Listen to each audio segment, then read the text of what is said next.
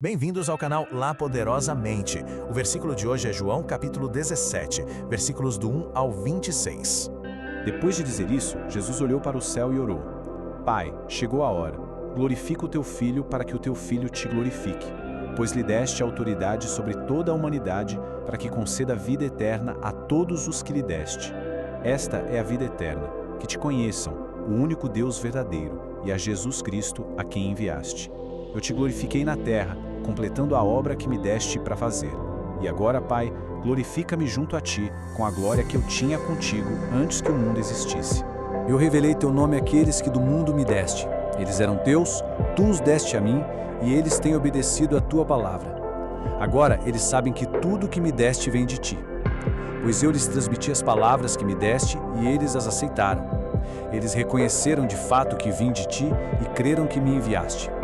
Eu rogo por eles. Não estou rogando pelo mundo, mas por aqueles que me deste, pois são teus. Tudo que tenho é teu, e tudo que tens é meu, e eu tenho sido glorificado por meio deles. Não ficarei mais no mundo, mas eles ainda estão no mundo, e eu vou para ti. Pai Santo, protege-os em teu nome, o nome que me deste, para que sejam um, assim como somos um. Enquanto estava com eles, eu os protegi e os guardei no nome que me deste. Nenhum deles se perdeu, a não ser aquele que estava destinado à perdição, para que se cumprisse a Escritura. Agora vou para ti, mas digo estas coisas enquanto ainda estou no mundo, para que eles tenham a plenitude da minha alegria. Dê-lhes a tua palavra, e o mundo os odiou, pois eles não são do mundo como eu também não sou. Não rogo que os tires do mundo, mas que os protejas do maligno. Eles não são do mundo como eu também não sou. Santifica-os na verdade, a tua palavra é a verdade. Assim como me enviaste ao mundo, eu os enviei ao mundo. Em favor deles, eu me santifico, para que também eles sejam santificados pela verdade. Minha oração não é apenas por eles. Rogo também por aqueles que crerão em mim por meio da mensagem deles, para que todos sejam um, Pai, como tu estás em mim e eu em ti. Que eles também estejam em nós, para que o mundo creia que tu me enviaste. Dê-lhes a glória que me deste, para que eles sejam um, assim como nós somos um. Eu neles e tu em mim. Que eles sejam levados à plena unidade, para que o mundo saiba que tu me enviaste e os amaste como igualmente me amaste. Pai, quero que os que me deste estejam comigo onde eu estou, e vejam a minha glória, a glória que me deste porque me amaste antes da criação do mundo. Pai justo, embora o mundo não te conheça, eu te conheço, e estes sabem que me enviaste. Eu os fiz conhecer o teu nome e continuarei a fazê-lo, a fim de que o amor que tens por mim esteja neles e eu neles esteja. Irmãos e irmãs, esta é a palavra de Deus. Senhor Deus, nós te pedimos agora a tua maravilhosa graça, que o teu Santo Espírito direcione, sabe, que ele guie mesmo esse nosso estudo da palavra hoje. Ilumina as nossas mentes e abre os nossos corações para que a gente consiga compreender de verdade toda a profundidade, a verdade e a beleza imensa desse texto sagrado. Amém. A graça para compreender o coração da oração de Jesus. Bom, essa passagem que acabamos de ler, ela é frequentemente chamada de a oração sacerdotal. E o que é realmente fascinante sobre essa leitura é como ela abre uma janela literalmente para o coração e para o desejo mais profundo de Jesus, logo ali, momentos antes da sua crucificação. É nesse capítulo maravilhoso que a gente vê doutrinas centrais da nossa fé, como a graça, a redenção e a santificação emergindo de uma forma incrivelmente clara. É uma visão direta daquela comunhão perfeita que existe entre o Pai e o Filho. E olha só como isso ilustra brilhantemente a definição exata de vida eterna. Jesus diz com todas as letras: esta é a vida eterna, que te conheçam, o único Deus verdadeiro, e a Jesus Cristo. O ponto crucial, a grande virada de chave que a gente precisa absorver aqui, é que a vida eterna não é apresentada só como uma questão de tempo infinito, sabe? Não é só um lugar distante lá no futuro.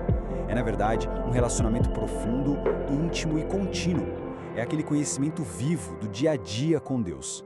Isso muda completamente o jogo espiritual, porque traz a eternidade para o nosso tempo presente através desse relacionamento.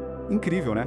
Entrando agora na nossa análise teológica e doutrinal, a redenção e a obra completa. A poderosa doutrina da redenção está escancarada nessa oração. Pensa bem, Jesus afirma lá no versículo 4 que glorificou o Pai na terra, completando a obra que lhe foi dada para fazer. Essa declaração tem um peso monumental. Significa que a obra da salvação não é tipo um projeto inacabado, não é algo deixado pela metade ou que depende dos nossos próprios esforços humanos para terminar. De jeito nenhum.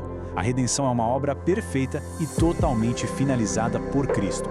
É exatamente sobre esse alicerce fortíssimo que a verdadeira fé descansa. A graça não é só uma ajudinha, ela é a totalidade e a perfeição da obra redentora.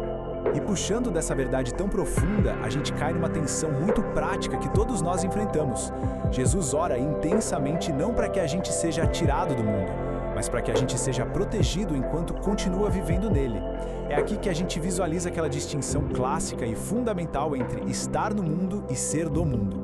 Estar no mundo é a nossa realidade física diária, certo? É conviver na sociedade, trabalhar, construir relações. Porém, ser do mundo já é outra história. Significa abraçar e pertencer a um sistema de valores que está espiritualmente alienado e completamente afastado de Deus.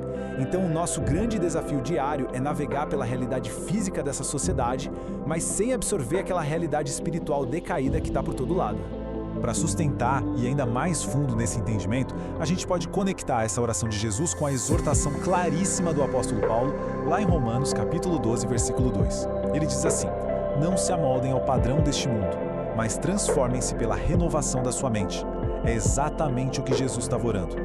Assim como Jesus pediu proteção contra o maligno, existe esse chamado para a gente proteger ativamente a nossa própria mente. Se preservar das influências do mundo envolve basicamente não deixar que os padrões egoístas, as ansiedades e aquelas filosofias passageiras ditem a forma como a gente pensa e como a gente vive.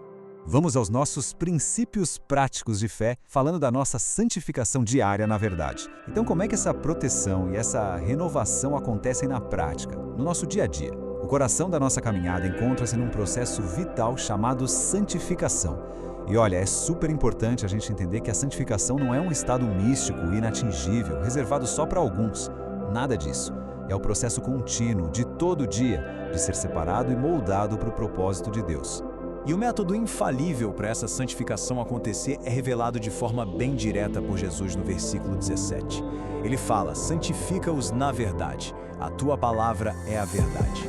O princípio espiritual e super concreto aqui é o seguinte: a santidade e o nosso crescimento sólido são cultivados quando a gente se expõe continuamente, com humildade e muita intenção à palavra de Deus.